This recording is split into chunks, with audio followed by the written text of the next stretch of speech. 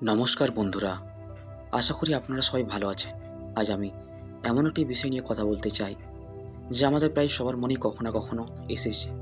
কখনো কি আপনি ভেবে দেখেছেন, ঈশ্বর কি সত্যিই চান যে আপনি সফল, সচ্ছল এবং সম্মানিত জীবনযাপন করুন? নাকি তিনি চান আপনি কেবল সাধারণভাবে বেঁচে থাকুন, স্বপ্নগুলো ছোট করে ফেলুন? অনেকে মনে করেন আধ্যাত্মিকতা আর অর্থ একসাথে চলতে পারেন না, যেন টাকা উপার্জন মানেই ভোগ বিলাস, আর ঈশ্বরের পথে চলা মানেই সব কিছু ত্যাগ করা। কিন্তু বাস্তবে বিষয়টি এত সরল নয়। ঈশ্বর আমাদের এই পৃথিবীতে পাঠিয়েছেন একটি উদ্দেশ্য নিয়ে। তিনি আমাদের প্রত্যেককে দিয়েছেন বিশেষ প্রতিভা, দক্ষতা এবং চিন্তা করার ক্ষমতা। যদি তিনি না চাইতেন আমরা উন্নতি করি, তাহলে তিনি আমাদের এই সম্ভাবনাগুলো দিতেন না। সাফল্য বা সম্পদ নিজে খারাপ কিছু নয়, খারাপ হলো লোভ, অসততা এবং অন্যায় পথ। আপনি যদি সৎভাবে পরিশ্রম করে উপার্জন করেন, মানুষের উপকার করেন এবং নিজের পরিবারকে নিরাপদ ও সচ্ছল জীবন দেন, তাহলে সেটি কোনোভাবে আধ্যাত্মিকতার বিরুদ্ধে নয়, বরং এটি দায়িত্বশীলতার পরিচয়। প্রিয় দর্শক, জীবনে পরিবর্তন আনতে হলে প্রথমেই দরকার ঈশ্বরের সঙ্গে একটি গভীর সংযোগ। যখন আপনি আন্তরিকভাবে প্রার্থনা করেন, তখন আপনি শুধু কিছু চাওয়ার তালিকা পড়েন না, আপনি নিজের মনকে পরিষ্কার করেন, আপনি নিজের লক্ষ্যকে স্পষ্ট করেন। প্রার্থনা আমাদের মনে করিয়ে দেয় আমরা একা নয়। প্রতিটি কঠিন সময়ে, প্রতিটি সিদ্ধান্তের মুহূর্তে ঈশ্বর আমাদের সঙ্গে আছেন। অনেক সময় আমরা জীবনের সমস্যা ভেঙে পড়ি, ব্যবসায় ক্ষতি হয়, চাকরিতে বাধা আসে, সম্পর্কের টানপোড়েন হয়। তখন মনে হয় সব কিছু যেন থেমে গেছে। কিন্তু ঠিক সেই সময় আমাদের বিশ্বাসের পরীক্ষা হয়। যদি আমরা বিশ্বাস ধরে রাখি এবং নিজেদের প্রচেষ্টা চালিয়ে যাই, তাহলে একদিন পথ খুলবে। এখন আসুন আমরা কিছু বাস্তব পদক্ষেপ নিয়ে কথা বলি, যা আপনার জীবনকে সত্যি পরিবর্তন করতে পারে। প্রথমত, আপনার লক্ষ্য নির্ধারণ করুন। অস্পষ্ট স্বপ্ন কখনো বাস্তব হয় না। আপনি যদি আর্থিকভাবে উন্নতি করতে চান, তাহলে নির্দিষ্ট পরিকল্পনা করুন।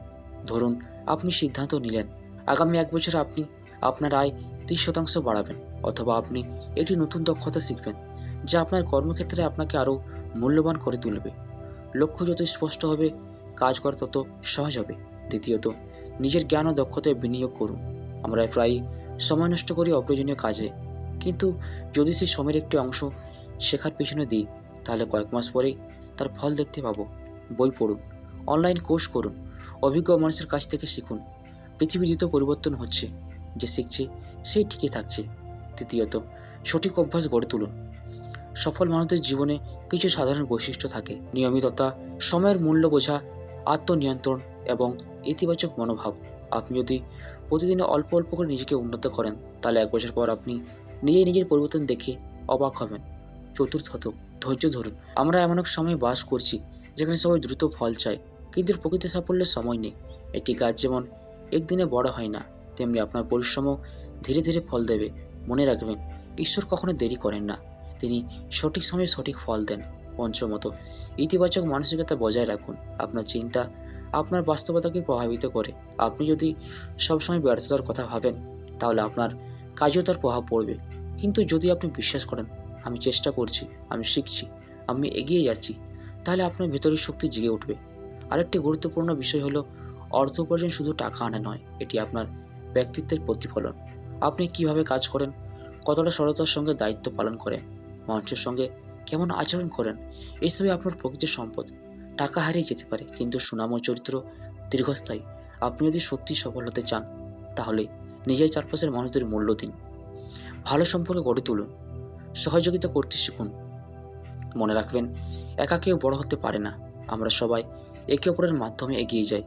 সবশেষে, কৃতজ্ঞতা প্রকাশ করতে শিখুন। আপনার জীবনে যা আছে, পরিবার, স্বাস্থ্য, কাজের সুযোগ, এসবের জন্য ঈশ্বরকে ধন্যবাদ জানান। কৃতজ্ঞ মন কখনো দারিদ্র্য থাকে না। কৃতজ্ঞতা আপনার মনে শান্তি আনে এবং আরও আশীর্বাদের দরজা খুলে দেয়। প্রিয় বন্ধুরা, আজ থেকে নিজের চিন্তাধারা বদলান, নিজেকে ছোট ভাবা বন্ধ করুন। আপনি সক্ষম, আপনি যোগ্য, আপনি সম্ভাবনাময়। আপনার স্বপ্নকে গুরুত্ব দিন, পরিকল্পনা করুন, নিয়মিত কাজ করুন, ভুল থেকে শিখুন এবং ঈশ্বরের উপর আস্থা রাখুন। হয়তো পথ সহজ হবে না, বাধা আসবে, সমালোচনা আসবে, কিন্তু আপনি যদি থেমে না যান, তাহলে সাফল্য একদিন আপনার দরজায় কড়া নাড়বে। তাই এর একটি সিদ্ধান্ত নিন।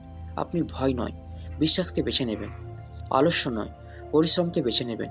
নেতিবাচকতা নয়, ইতিবাচকতাকে বেছে নেবেন। আপনার জীবন মূল্যবান, আপনার সময় মূল্যবান। এগিয়ে যান, শিখতে থাকুন, চেষ্টা করতে থাকুন এবং ঈশ্বরের প্রতি আস্থা রাখুন। ধন্যবাদ সবাইকে। আপনার জীবনে শান্তি, সাফল্য এবং সমৃদ্ধি নেমে আসুক। তো বন্ধুরা, আমরা ভিডিওটি এখানেই শেষ করছি। ভিডিওটি যদি আপনার ভালো লাগে থাকে, চ্যানেলটিকে অবশ্যই সাবস্ক্রাইব করবেন